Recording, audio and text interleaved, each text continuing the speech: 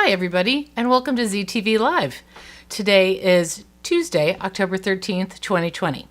And I'm thrilled to welcome my guests tonight on the show. They're from the Alexandria Tutoring Consortium. Yvonne Folkerts is the board chair, and Lisa Jacobs is the executive director. Before I bring them on, I did want to let everybody know that we're doing it a little bit differently tonight, the show. You're watching us on YouTube versus live streaming into Facebook. And although it's accessible via Facebook as well. So I see one like already, and that's very good. If anybody wants to go ahead and type a little comment under the YouTube window and say hello to us, I would appreciate it. Make sure that you're typing it on the YouTube chat comment line versus the Facebook. I don't think I would be able to see the Facebook comments.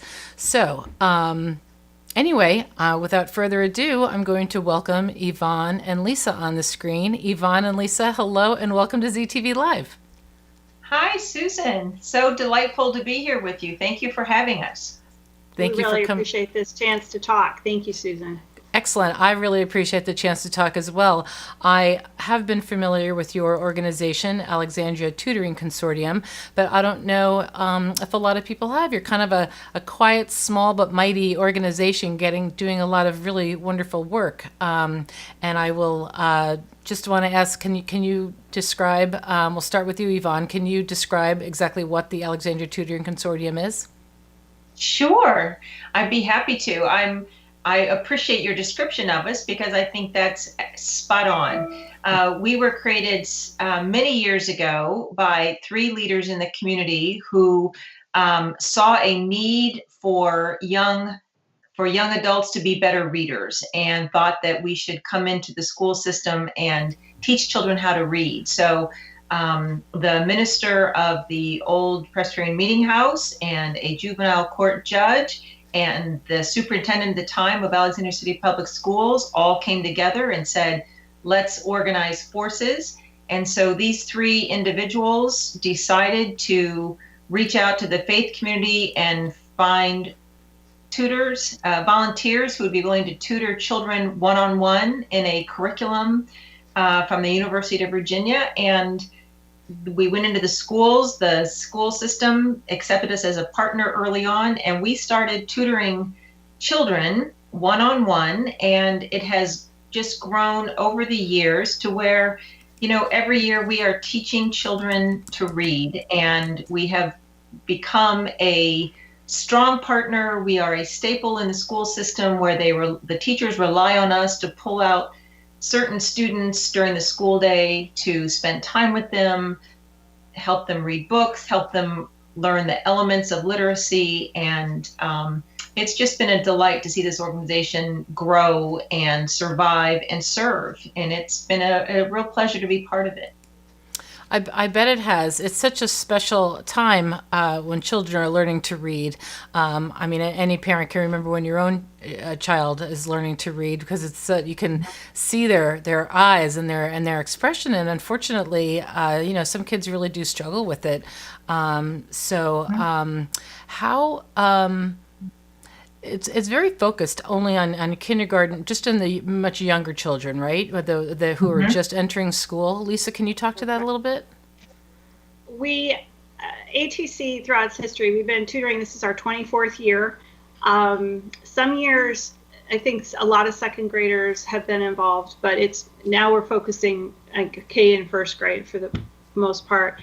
And there's research that came out by the National Institutes of Health recently that said it takes 4 times as much money, 4 times as long to catch a child up after 3rd grade as it does to just teach them to read to begin with. So we go in, we try to pinpoint it really early, kids that are just hovering. I like to think of it as sort of a C-, D+ sort of level of student, the child that's not completely struggling, but really is having trouble, maybe very specific things. The teachers love us. They can't do one-on-one tutoring with the students themselves, so that our volunteers can work with the kids. It's terrific. And we go in and we help those kindergartners or first graders and get them on level before they fall apart and before they fall behind. And one of the biggest components of that is keeping their confidence intact. They don't ever get far enough behind that they start to think of themselves as not good at school or whatever. And from teachers and from parents that they do end the school year so proud when they're on level and they know they're ready for the next grade. Yes, I do remember that. Sorry, I got caught. Some people are tuning in to say hello, and I was typing back to say hello. That confidence is such a huge part of the continuum of reading and building on those skills. Once you feel a little bit confident, then you want to try something a little bit harder. As soon as you master that. Where are your volunteers? Former teachers? Are they parents? Are they just people who want to help in the community? What does your typical volunteer look like? Yes, yes, yes, yes, and yes. All your questions. We are very fortunate to have a huge group of very dedicated individuals, and Lisa does a marvelous job of staying in touch with them and finding them. But in general, they come from the community. They come from churches, congregations who ask people to volunteer. They come from organizations. They come from all parts of the community. And more often than not, it's an individual that has time during the day, because we normally tutor during the school day. So it's someone that can come in, for 45 minutes, 30 minutes during the day to do that. But they are from all parts of the community, and it's a very rich group of people that have tremendous careers and tremendous experiences that just bring a wealth of dedication to these students. So we're very fortunate. That's fantastic. Did you want to add anything to that, Lisa? Just some of our partners for recruiting include the PTAs. The American Association of University Women this year is partnering with us and has sent a couple tutors our way. And we've had civic associations that have helped. So it's really a broad group of people. We've had some college kids step up. We have people from Arlington, people from Fairfax who come in. And what's been really interesting, we'll get to talking about virtual tutoring, but because we're not physically tied into the schools this year, we've had people's relative in another city, could they help? So we've really broadened our reach this year, and it's exciting to have all these completely devoted volunteers. Susan, I would just add to what Lisa said, that the common denominator becomes, in our volunteer tutors, the training that we ask them to participate in. And Lisa and her staff organize these training sessions in our curriculum so that regardless of your experience, once you go through the training, you understand what we're asking of you, and then apply that when you're meeting with the student. Oh, I would imagine that training puts a lot of people at ease, because they might come in like, I don't know how to tutor somebody to read. It might be a barrier to entry for some people, but if you're offering training for them, I would imagine that really adds a comfort level to the tutors who are coming in. I think it does, and Lisa can certainly speak to it because she helps to organize them, but we try to be responsive to the tutor's needs. So Lisa and her team organize very specific types of training in the curriculum. And then as we've learned over the years, tutors have specific questions or hiccups in delivering the curriculum. And so we have some, what do we call them, Lisa? Troubleshooting sessions. Thank you. Troubleshooting. I couldn't think of the word. We have troubleshooting training sessions where if you have a specific issue that you're struggling with, Lisa and her team bring those people in, and sure enough, they start sharing, and one tutor might share something that worked with the other, and our staff member may say, gosh, why don't you try this? And all of a sudden, you find a new way to help that student. And the training has really become a very critical piece in our success. So. Wow. That's so interesting to me. Can you share, Lisa, a little bit of what the training entails? How do you train somebody to be a tutor? Well, we have we have a lesson plan that the staff writes every week for the student, and so we train the tutors what's going to happen on the lesson plan, give them little hints, and then every week they get that lesson plan. And so it's very laid out, it's very methodical, it's research proven, and it works. It's not, some literacy programs promote snuggle up with Curious George and read a story. We're not like that. It's a very professional lesson plan that they're working through. And so once the tutors learn that and they have constant support from staff, they are basically a squad of literacy teachers. I mean, our tutors are amazing. They bring their passion and their creativity, and then they use our lesson plan and our support, and it's extremely powerful, and it does work. Wow. And the teachers can't get enough of it. I'm sure. I'm sure. And I bet the volunteers stick around for a while too. Do you have volunteers that have been with you for a long time? Absolutely. Oh my goodness, yes. Lisa can attest to that. Well, they kind of enjoy each other. Some of them have spun off and created a book group or a lunch group. Friendships, evolve as you're walking out of the building or anything. So it's community members coming in, but then building out into the community again. It's been a really just wonderful experience. That's just really great. A small seed is becoming a really beautiful garden over there, which is fantastic. So let's cut to the chase. So it was working great. You're pulling kids out of class and school. The volunteers are going to the schools, and everything was humming along swimmingly. And then boom, the pandemic hits, and the kids aren't in school anymore. So what was your first thought besides, oh no, did you, what did you do? Lisa, I'll ask you that question. We had a series of staff Zoom calls where we were all sort of in shock, like everyone else. And we said, yeah, but oh no, sat with us for a while. Right. we can't really abandon these kids in March. And at March, what the staff sort of considers that early spring period, the golden period, where the children, their reading levels really zoom off. The light bulb goes off, the reading gels. I mean, tutor after tutor talks about that. And we thought we're not really going to leave these kids. But then we had a list going of scenarios and all the reasons it wouldn't work. And I think we just let that all out of our system, and then we pushed it aside and we said, all right, let's see what we can do. So our goal was to try to work with the teachers, and with permission from the principals, find 30 to 50 of our 128 Book Buddy students. That was our goal. Find these kids, hook the tutors up with them, figure out the technology, and see what we can do.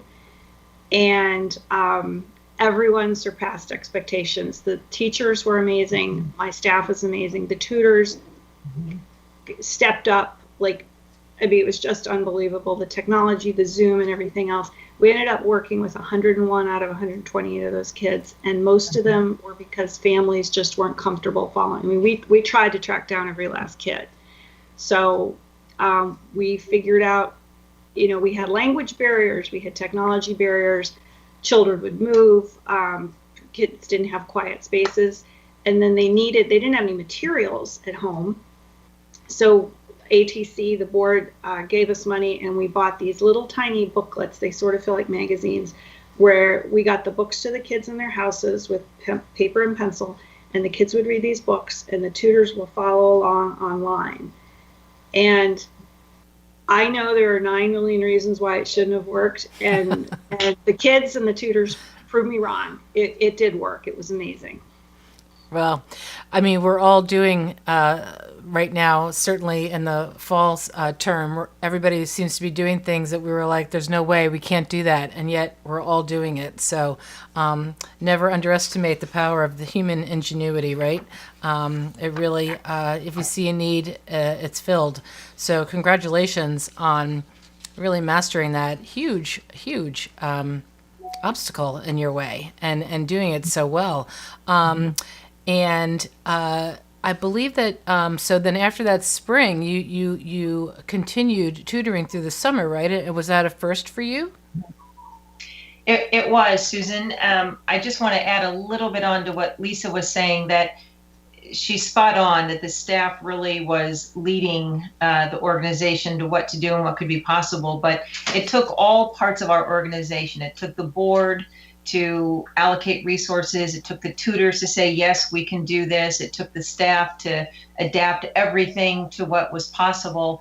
And once the spring was going well, Lisa came back to the board and said, I'm sorry, my dog. That's okay. I was going to say someone's dog is there. That happens.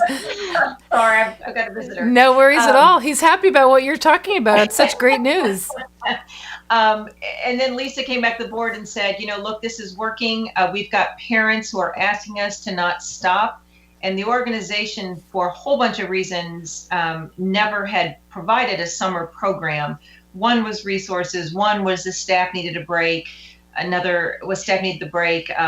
Three, we just, it was very different and we weren't prepared for that. But we had been changing so much, we decided, let's try this again. So the board allocated resources and Lisa led her staff. And, sure enough, we delivered a summer program that, for the most part, it just continued from the spring. But it required the staff to continue training the tutors, continue organizing the curriculum, keeping the kids engaged. And by golly, it worked. And we're just delighted that we were able to take these kids from the spring and take them into the summer. So that's great. Lisa, did you want to add anything to that? I just, we're always asked about our data. So out of those 101 kids, 91% of them finished the summer reading on level or above level, absolutely ready. And then I think it was 10 kids who weren't, and they were all, I think almost everyone was just one step below. And had we left off in March, and those kids would have gone 6 months without any individualized reading instruction, they wouldn't have been there. Right. And we'll never know what they would have been at, but we absolutely know that those tutors who all through the summer patiently worked out the schedule and patiently, it takes a lot to get a 6 or a 7-year-old focused on an interactive experience like this, but the kids loved it. And we had reports, some of the parents would say, well, she won't focus. There was a sort of a summer school that the schools offered. She won't focus on that. She won't do this. She won't do that. But she pays attention when her tutor calls. And I thought, well, that's terrific. That's great. So the proof is in the pudding with our results being as high as they are, but also the fact that the children were so engaged, I think speaks volumes. It is. And I think that I would imagine that a lot of that attention and their focus and their engagement is also just related to that one-on-one time. Do you think that that's just a huge, because families are so busy and especially if you have a couple of kids in one family, it's tough for mom to give all of her attention to one child. But if you have that tutor, do you attribute that kind of singular dynamic to some of the success of the program? Completely. In a non-COVID tutoring session, the one-on-one tutoring is critical.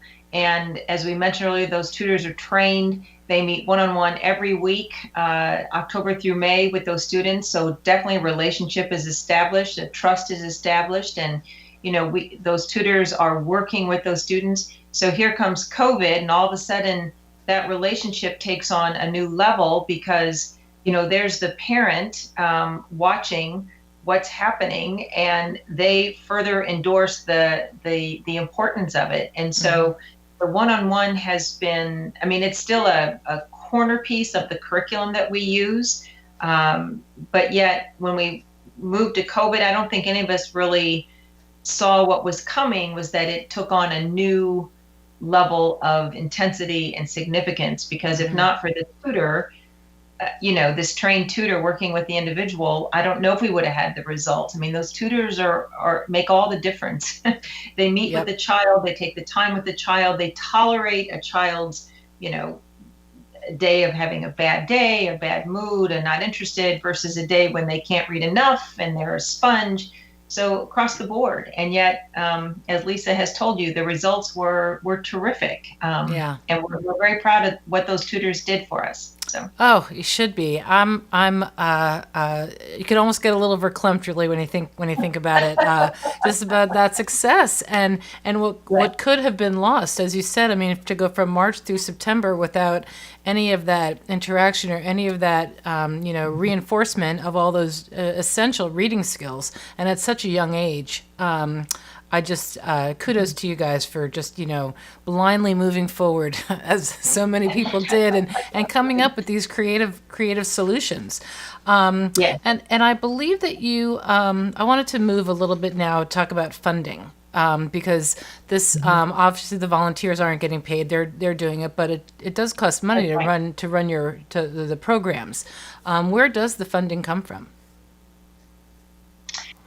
We have many funders. We have over half of our income comes from individuals in the Alexandria community and beyond. Foundations. We have a grant from the city of Alexandria that we used to create our program at William Ramsey Elementary School a couple years back, and that's been a smashing success. 100% of the kids on level 2 years in a row. Go Ramsey. Wow. Congratulations. Thank you. So we do a lot of fundraisers in the community, and obviously we can't have an event, much like everyone else these days. So our most recent fundraiser, which we're starting to wind down, was a book drive to cover those little magazine books that I mentioned earlier. And we've had some corporate sponsors and new people learning about us, giving us money to help buy those books for the kids. And it's a new expense source, but virtual tutoring costs more for us than in-person tutoring for a variety of reasons. But the community just continues to step up and support us. That's fantastic. And we'd love to meet new donors as well, of course. Well, terrific. Well, one of the hiccups we had when COVID hit was that all of our supplies that our tutors use with the students were left in the classroom, because normally we pull out during the school day and our tutors meet with the students. So, everything was happening so fast, and we totally respect what ACPS had to do, but all of our materials were left in the classroom. Yeah. So to Lisa's point, we did launch a fundraiser to, try and get the money to pay for these readers that Lisa was referencing. And now as we move into the fall, we are looking forward to, sharing our end of year results from the year. And we are ready to hopefully, Lisa, in the next week or so, release our annual report that shares those results. And then we hope to, have the same kind of success we have been having, reaching out to our donors and our friends in our annual appeal and raising the funds we need for the year forward. So we always appreciate obviously the contributions we get, but this is the time of year when we do focus on recruiting resources to plan for the year forward. Great. So. Yep. And obviously the pandemic can't really get in the way of that. That work just has to go on. That's exactly right. Yeah. Regardless of what's going on, Right. look, times are tough on everybody, but, the need is still there. So it does need to go on. And I just, again, I just can't think of anything more rewarding for the volunteers than and for your charter is to get these young kids to read. It just builds that confidence and that love of reading and of learning and exploring at such a young age, and they can carry that confidence with them through school. I just we'd like to think we are contributing to a literate community. So absolutely, helping us get ready to read. Mm-hmm. Yeah, you're enlarging the literate community as well, and you're augmenting it. And how many schools do you guys tutor in or with? I guess. Alexandria City Public Schools has 14 elementary schools, and we are in 10 of them. We are hoping to get to all 14. We've been adding about a school a year. So that's one of the reasons we've been fundraising too, so we can continue to reach more kids, and then ideally more kids within the schools that we're in. Okay. We'll be working with 150 first graders this year. We're going to not try with the kindergartners from the get-go because it is so hard to get them to focus. So we've kind of realigned our programs for first grade this year. But we have been assured by the schools that there are so many kids that need help, having been out so long and not getting the one-on-one attention Right. building. Yeah. So we have all sorts of demand. We'll never run out of demand. Yeah. And it's, again, the timing is now more important than ever. How did you, Lisa, arrive at ATC? Had you heard about it, or how did you get there? Yvonne, I was working for our local congressman, and Yvonne snagged me one day up at TC Williams and said, "I'm on the board of this lovely little organization. Would you like to join me?" And I learned about it, and it's very hard to say no to Yvonne if you've ever tried to do that. So I came on the board, and then when the executive director position opened up, I applied for that and joined. So I've been with ATC for 2.5 years as staff. Oh, fantastic. And Yvonne, what was your initial connection with ATC? So I am a former chairman of the Alexandria School Board, and was lobbied frequently by the organization for resources. There was a time when ACPS was almost fully funding the organization. And so I was very familiar with its work and its effectiveness and its curriculum and what it was doing in the school system. So when I was off the board, I was approached to join the organization, and I was happy to do so. And became a part of this organization, and then, as time happens, was asked to become chair. So I've been on the board about 5 years and have been chair for 3, and happily serving. So. Wow.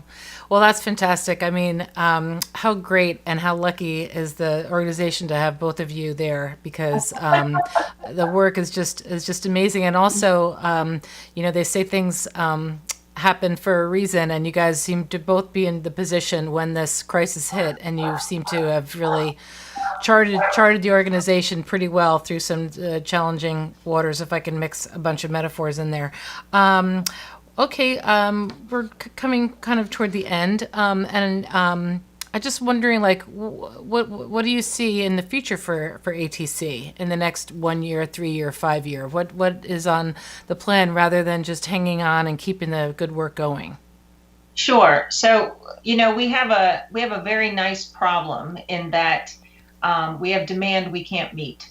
And, there are many schools that would like us to come in and serve their students. And we, of course, would like to do it, but it takes resources. So we have a paid staff that are all professional. Most of them are all professional teachers or professional educators that come in and run a particular school program. So it just takes resources. And so I see us deliberately growing year by year to how many schools and how many students we can take on. The board had a strategy session a year or so ago and said, let's have a goal of working to add 15 students a year, whether that's 15 more in one school or adding a new school. So I see us continuing to grow resources so that we can reach more students and, try and reach every child that meets our protocol of who we are serving, so that we can serve as many students as possible and help them learn to read. So that's wonderful. Lisa, do you have anything to add? I agree. I want to keep serving more kids and keep doing a superlative job while we're at it. I think just to try to give I'd like to be back in the building after the pandemic is over, so my goal for the next year is to run a top-notch virtual tutoring program, but then to get back in the building. But just to sort of give you a sense of the importance of what we're doing, one of the stories I like to tell, I was dropping books off in the middle of the summer, very hot, and I would put the books down by the base of a door and knock, and then I back way up, and I've got my mask on and everything. And people would be reluctant to open the door, but they kind of got used to me coming. The dad opened the door. I said, "The books for your son." He said, "Okay." And as he was turning around with his body, he had the books in front of him. As the door was shutting, I could hear the little 7-year-old boy yell, "Yay, more books!" And, that kind of captured it. And I became a bit of a local celebrity showing up with these books. There just wasn't much going on for these kids all summer, but we were the lifeline. We were bringing them this adult who knew them, who cared about them. Sure. And as the parents were watching this tutoring happen, they were valuing literacy. They were learning some of the tricks to help a child.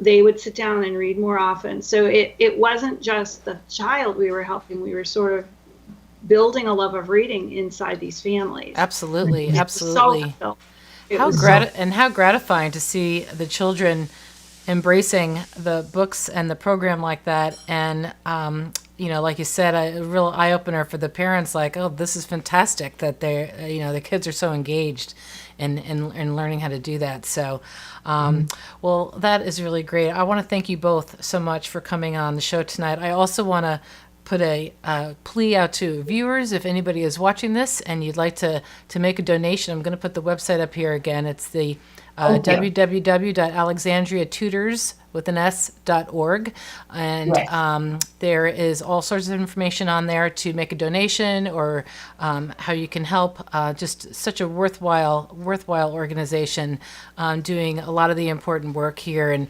touching lives and improving lives. So what gratifying work for you guys. It must be well, I mean, I know it's challenging, but it's must be so gratifying as well.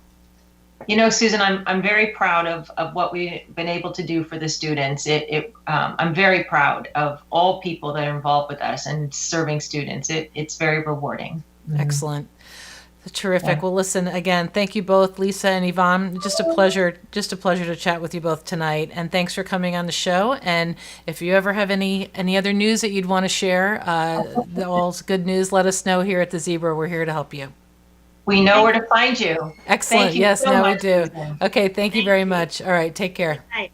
Good night. Thank you. Okay, so that's going to do it for ZTV Live tonight. Please stay tuned with us for tomorrow night. We'll be speaking with Diane Canny and her COVID-19 U.S. Honor Quilt program. It is an amazing story. Please tune in tomorrow night, 7 p.m., right here on the Zebra Press on ZTV Live. Susan Mulligan-Fleischman signing off and reminding everybody to please, as much as you can, be kind and be the good news in someone's life.